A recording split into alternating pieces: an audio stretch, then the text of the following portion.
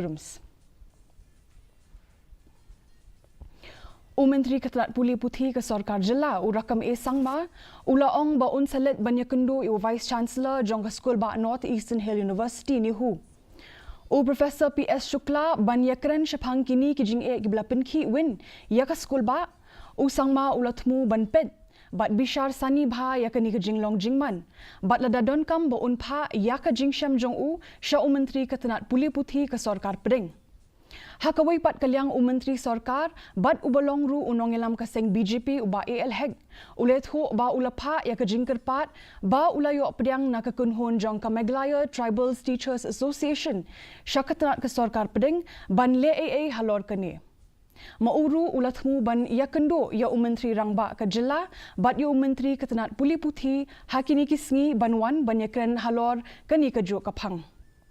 However, I don't know what's going to happen. I will inquire the matter from the Vice Chancellor and Dr. Nehu, and I would